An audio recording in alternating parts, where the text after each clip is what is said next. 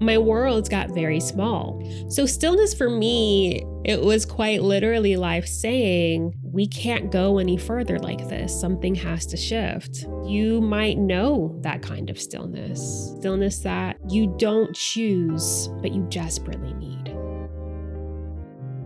You're watching Soft Alchemy with Stevie Reneé, a sacred container for transmutation and the quiet return to your inner wisdom. Come breathe with me. Hello, my beautiful family, and welcome to the very first episode of Soft Alchemy. I am Stevie Reneé, and if you've been following me for a while, then you probably remember this space as In Case Nobody Told You. That podcast was my love letter to anyone who needed to feel seen. And it was really born from the desire to say out loud the words that I once needed someone to say to me. But over these last few years, a lot of things within me have shifted, in my mind, my body, my spirit, my life. And I started to feel this unshakable truth that the podcast really needed to evolve with me. And that's partly why I took a pause back in early 2025. Now, I'm recording this in December 2025, but for you guys, we are into the new year. And during this time of year, everybody's getting a fresh start. So maybe you've also been feeling like you are outgrowing an older version of yourself, even if that version hasn't fully presented themselves to you, right? So today, which is the eve of my 36th birthday when you're watching this, which feels like a portal in itself, I am welcoming you into this next chapter that I'm calling my Soft Alchemy era. Before we settle in, though, I want to gently name what's new about this space so that you can relax into the journey. Firstly, the obvious thing for those watching, Soft Alchemy, formerly In Case Nobody Told You, is now an audio-visual podcast. So again, if you're watching this on YouTube, this is obvious to you, but if you are listening on Spotify or Apple or wherever you stream your podcasts, just know that you can also watch the podcast. You can sit with me on YouTube and, you can see the space behind me. You can see the flicker of my candle and, just really feel like you're here in this sacred space with me. Going forward, these episodes are going to be bi-weekly, and they're going to be spacious and grounding invitations to return to yourself and really to connect with me. So I am so excited about sharing this with you, sharing this space with you, sharing this evolution with you. Every month, you're going to receive one reflective episode like this one. And then you'll also receive one guided meditation. So it's going to be like a softer, kind of more spacious practice to drop into in between our conversations. So yes, there's still going to be guided meditations. Yes, they're still going to live on YouTube, but now they're going to also arrive here on the podcast. So you'll have them wherever you like to listen. As far as today, here is where we're headed. First, I am going to share with you the story of how Soft Alchemy came to be, the journey that brought me here. And then we'll explore what these last few months of stillness have revealed for me, because I've been gone, not just from my podcast, but at this point, I've been gone from YouTube for a few months as well. And, there have been many truths, many unravelings, and many unexpected openings that have occurred. So I want to unpack that with you guys a bit. And then toward the end, I'll offer you guys a few gentle questions that you get to carry with you and reflect on even after this episode ends. So why don't we pause and just kind of take a breath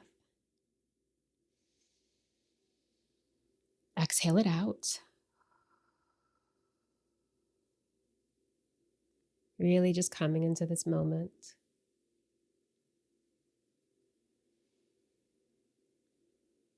And let's begin. So I guess I will start with how Soft Alchemy found me.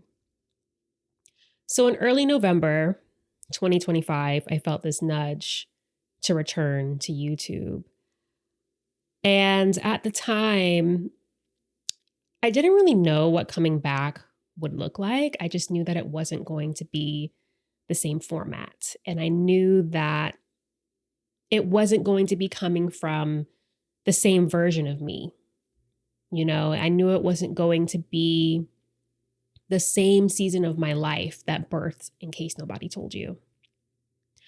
So I started brainstorming names and I was reading through the list. And when I got to Soft Alchemy and I said it out loud, I just felt like this confirmation in my body, right? It kind of felt like a remembering almost, you know, like something ancient had been awakened in me that I was carrying for a long time. And now it finally had a name.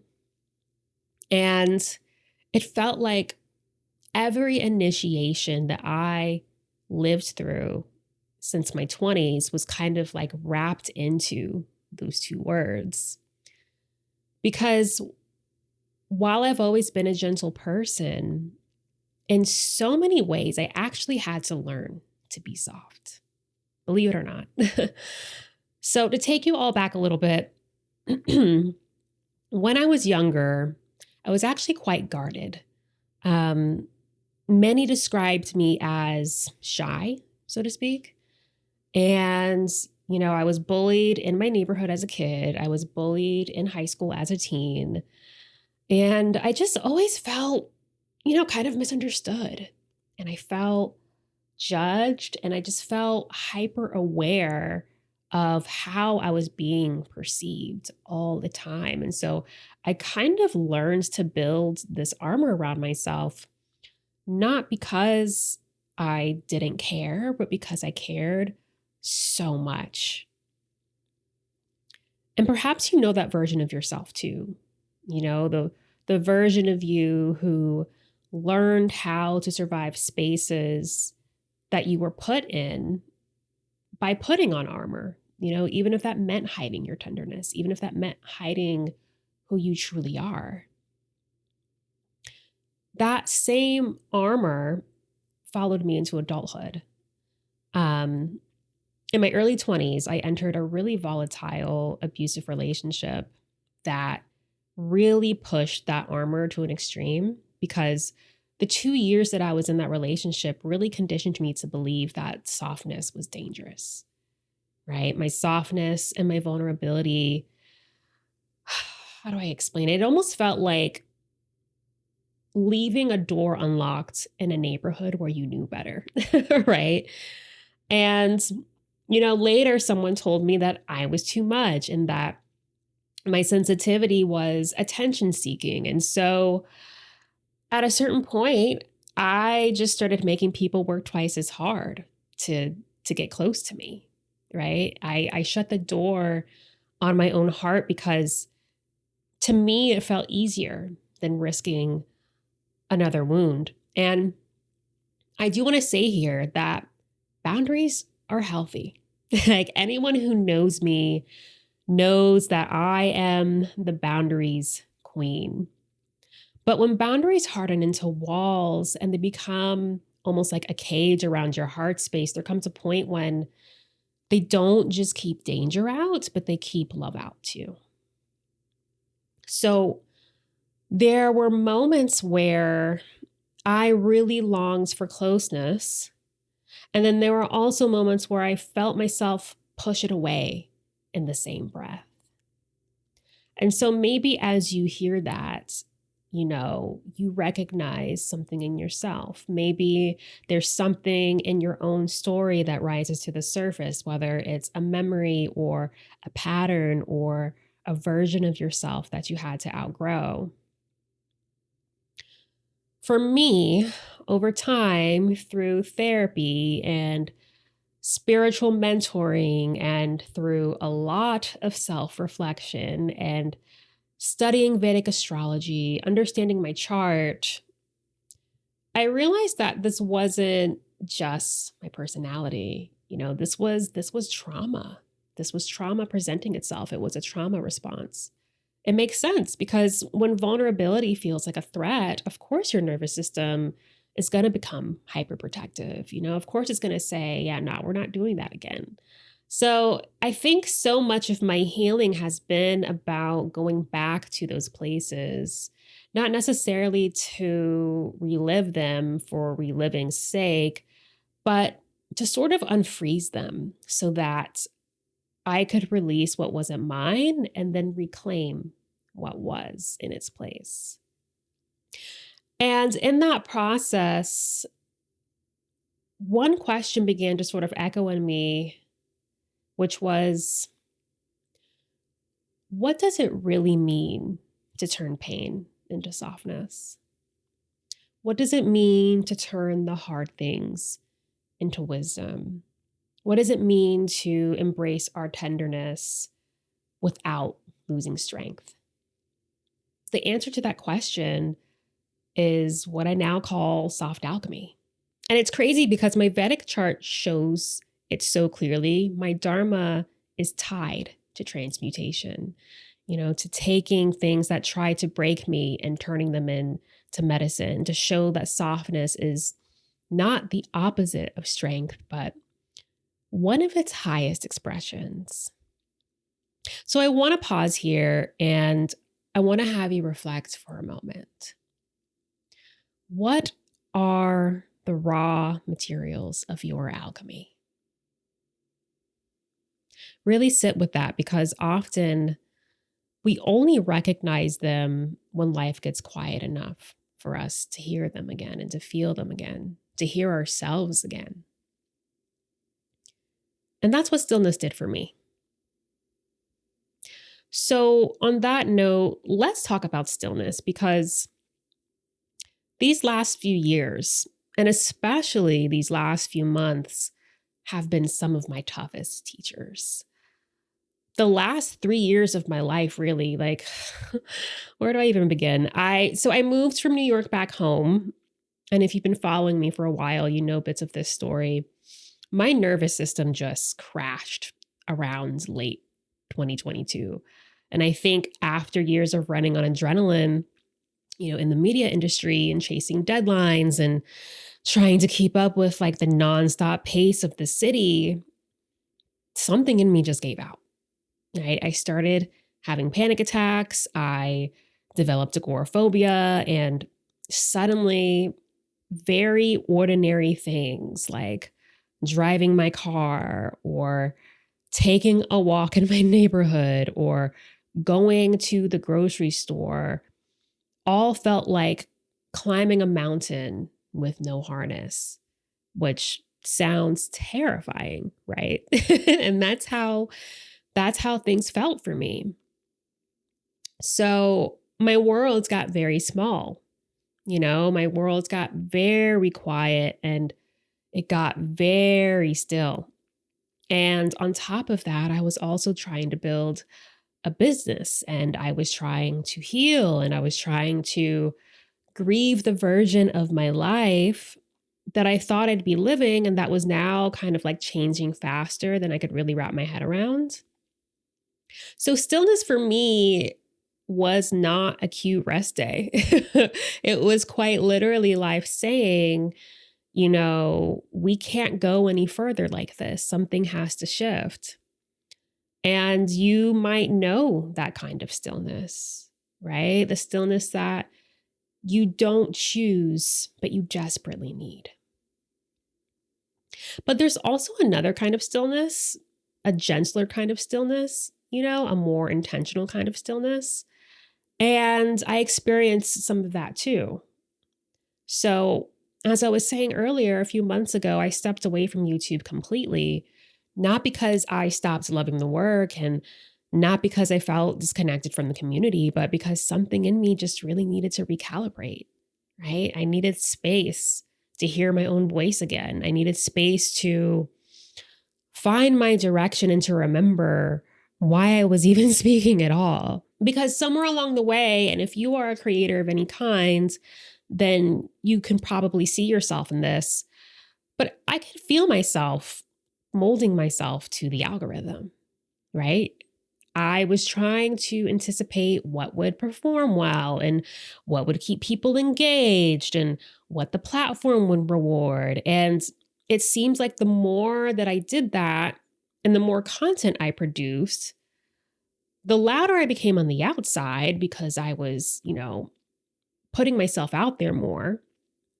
But then the quieter I became on the inside, if that makes sense.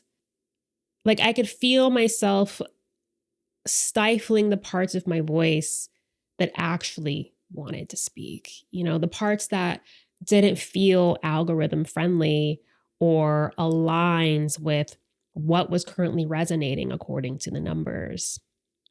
So, I kept leaning into what performed well, which was content that I genuinely loved, but it wasn't the only thing that I wanted to create. That sort of misalignment is always my cue to pause and come back home to myself so that I can sit in the quiet long enough to hear what actually wants to emerge next. And that pause, that chosen stillness, it taught me something simple but pretty radical, which is that when I'm not performing, I meet myself. When I'm not polishing the perfect cadence or phrasing, there's just a different version of me that steps forward. And she's softer and she's also clearer. Ideas kind of come to me like small waves instead of forced currents. I'm finding that like insights come to me while I'm in the middle of washing dishes, and peace really starts to introduce itself to me. So I want to offer you a reflection too. Who are you when you're not producing? Who are you when you're not being watched, you're not being measured, and you're not being praised? And what part of you rises in the quiet? Just really let those questions settle in your body for a moment, and then we'll continue.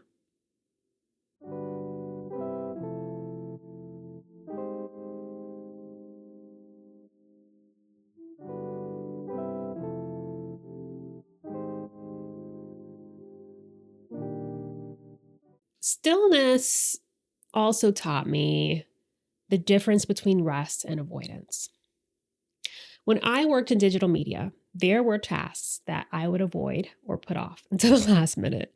And I would put them off until the last minute sometimes, not because I was resting, not because I was like lovingly giving myself a break, but because I just didn't want to do the thing. Like point blank period. I just didn't want to do it. And that was pure avoidance. And then the deadline would come and I'd be forced to lock in, as the kids say, and just grind it out, right? That's not rest. I think a lot of us, especially if we're used to living on the hamster wheel, rest can look like avoidance from the outside, right? So if you're someone who equates worth with productivity, or you use work to outrun the hard things in your life, then the idea of slowing down can feel a little bit threatening, right? Because being still means that the thoughts you keep tucked away all day finally have space to float up. You might even notice in your own life the way that your phone or your to-do list or your busyness kind of becomes a crutch the moment that things start to go quiet, right? You feel like you have to fill that silence, you have to fill that space. What I have come to understand is that true rest is actually the opposite of avoidance. Stillness invites honesty. And in this season, stillness has asked me to face a lot. My family dynamics, my grandfather's declining health, the reality of living with panic disorder, with agoraphobia, and how challenging that is. Um, Old relationships, patterns I've outgrown, parts of myself that I have abandoned to survive, you know? And if something is coming up for you as I say this, trust that whisper, because the truth really does have a way of clearing its throat in the quiet. Like, hey, I'm here, and it calls our attention to it. And I know that once I faced what needed facing, then the gentler parts of me finally had room to return. Beyond all this, stillness didn't just bring me hard truths. It also brought me back to the quieter and the gentler parts of myself that really bring me joy. So, stillness brought me back to things that I had set aside, things like journaling, for instance, because it felt so good to sit with myself. Jewelry making, which is my oldest creative love. Gardening, germinating seeds, dreaming of land and community, and imagining a retreat space for Black and Brown and Indigenous, queer, and trans folks. I broke out in goosebumps on my right arm as I said it, because it's still such a true desire of mine. But these desires, they didn't show up when my life was loud. They came to me when everything finally quieted enough for my spirit to speak. And if you're listening to this, I sense that there's probably a quiet longing in you too.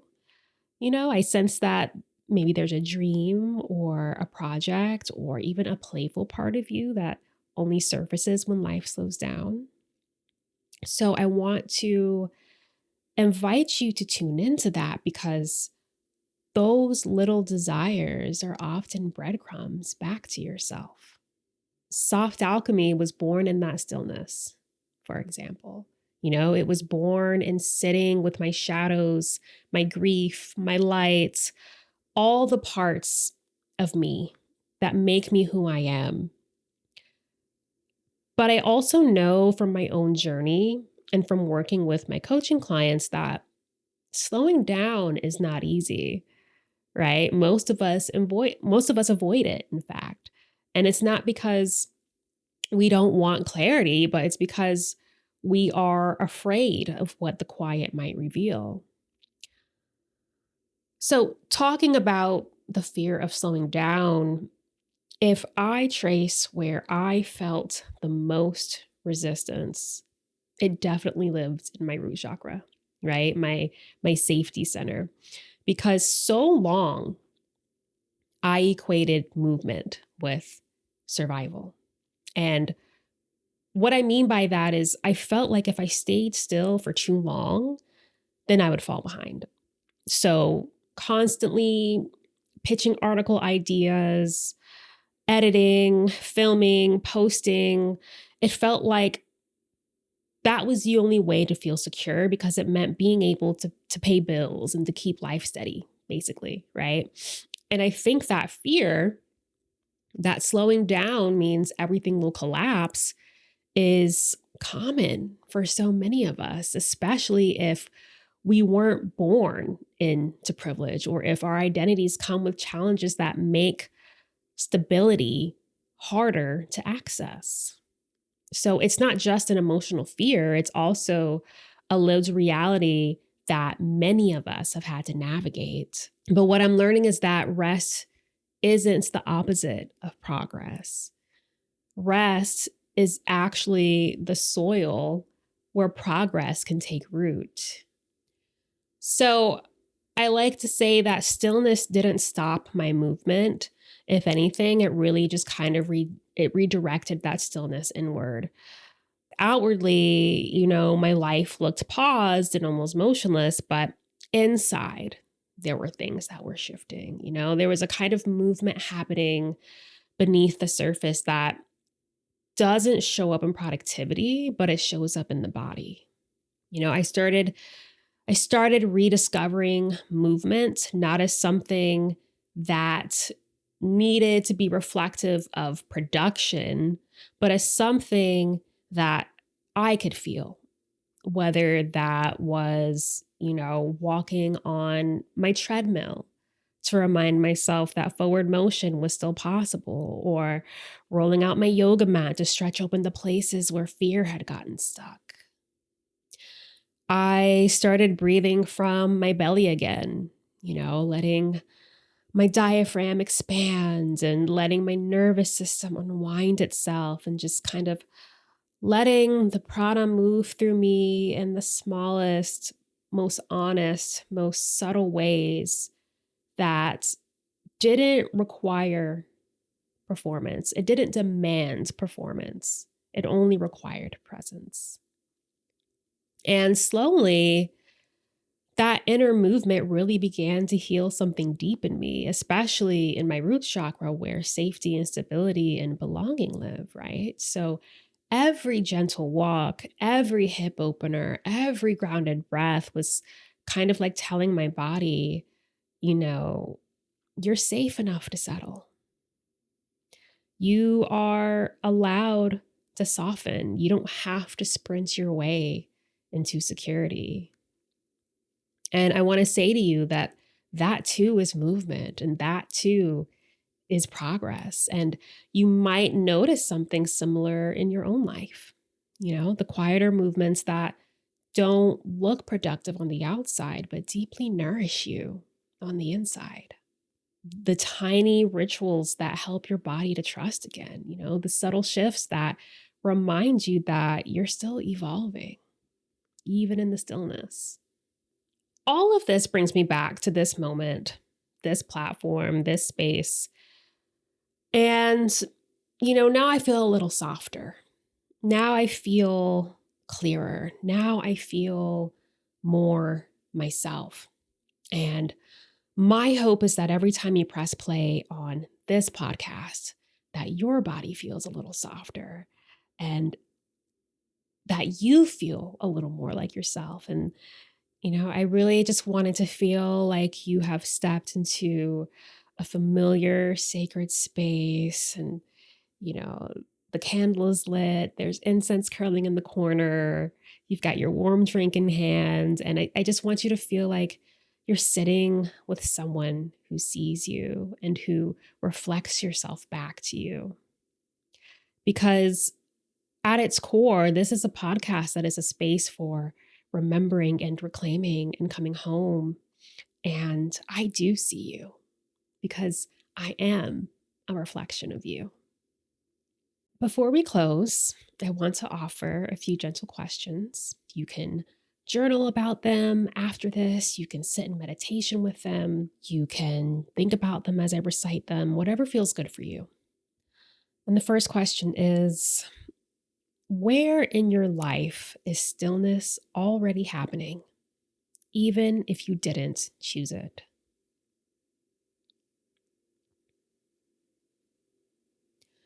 What might that stillness be revealing about who you are beneath the performance?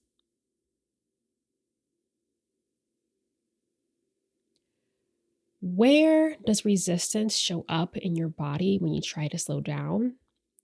And what might it be trying to protect? And if you softened just 1% more, what new strength might emerge? So let these questions walk with you. You can take them into your next bath, your commute, your nighttime routine. There is absolutely no pressure and no urgency, just an invitation to be present. Because soft alchemy is not about forcing revelations or transformation. It's really just about noticing the transformation that's already happening. And as soft alchemy continues to unfold, it is really becoming the heart of my work. Soft alchemy is not just the name of this podcast, but it's also the framework that holds everything I offer through SRL Wellbeing, from my coaching to my meditations to my digital tools, they all live inside this philosophy of turning survival into softness and softness into deeper power. So if you ever feel called to explore this work beyond this podcast, to go deeper, to work with me one-on-one, just know that this is the same foundation that you'll find in that space too. And you can always find me through the links in the show notes and the YouTube description whenever you do feel ready to go deeper. And I will be so honored to collaborate and co-create something beautiful with you. So please don't hesitate to reach out. Thank you so much for being here, whether you have been here with me since In Case Nobody Told You, or you're new to this space. I am just so grateful for your presence. And, I'm just so excited to see what we'll alchemize together. Until next time, may you be gentle with yourself. May you remember that softness is your power. And may you trust that every quiet season is holding a version of you that you've yet to meet, but they're coming.